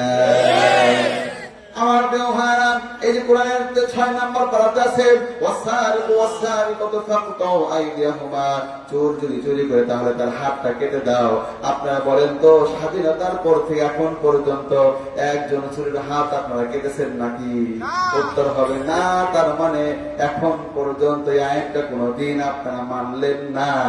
তাহলে আপনারা কোরআন মানেন না, জান্নাতের আশা করেন। কোরআন না মানলে জান্নাতে যাওয়ার আশা তো এটা বিফলে চলে যাবে। আওয়াজ করে সবাই কন্যা কথা ঠিক কিনা? কোরআন কারীমে আল্লাহ বলেছেন, আযানিয়াতু ওয়াযানি ফাজলিদু কুল্লা ওয়াহিদিন মিনহুমা মিআতা জালদা।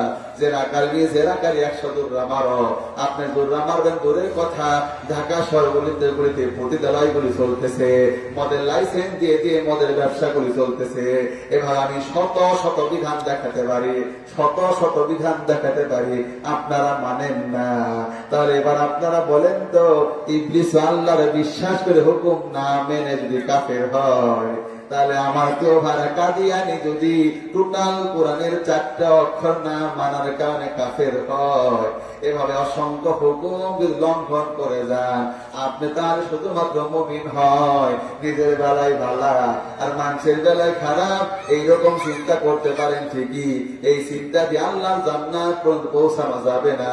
এই জন্য আজকের বক্তব্য হলো, ডাক্তারের ঘরে জন্ম নিলেই যেমন সে ডাক্তার হয় না, একইভাবে মুসলমানের ঘরে জন্ম নিলেই ছেলে পাক্কা মুসলমান হয় না।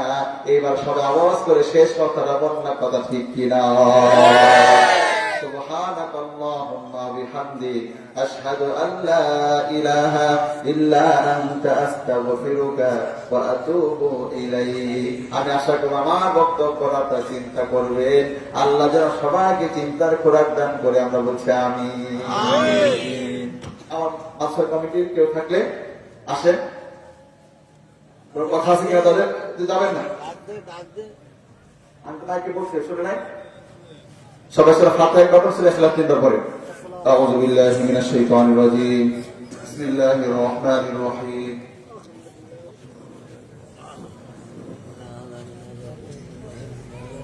আলহামদুলিল্লাহি রাব্বিল আলামিন, আর রহমানির রহিম, মালিকি إياك نعبد وإياك نستعين اهدنا الصراط المستقيم صراط الذين أنعمت عليهم غير غير المغضوب عليهم ولا الضالين آمين. بسم الله الرحمن الرحيم. قل هو الله أحد الله الصمد. কথা আছে কিনা দোয়া করার জন্য? কথা আছে কিনা একটা বলেন, কথা আছে কিনা? قل هو الله أحد الله الصمد لم يلد ولم يولد ولم يكن له كفوا أحد. بسم الله الرحمن الرحيم. قل هو الله أحد الله الصمد لم يلد ولم يولد ولم يكن له كفوا أحد. بسم الله الرحمن الرحيم. قل هو الله أحد الله الصمد لم يلد ولم يولد ولم يكن له كفوا أحد. اللهم صل على محمد وعلى آل محمد كما صليت على إبراهيم وعلى آل إبراهيم إنك حميد مجيد. اللهم بارك على محمد وعلى آل محمد كما باركت على إبراهيم وعلى آل إبراهيم إنك حميد مجيد. شرط الدعاء قدي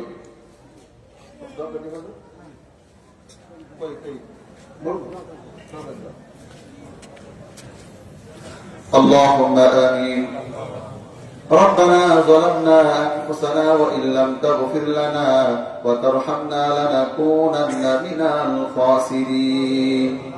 ربنا آتنا في الدنيا حسنة وفي الآخرة حسنة وقنا عذاب النار.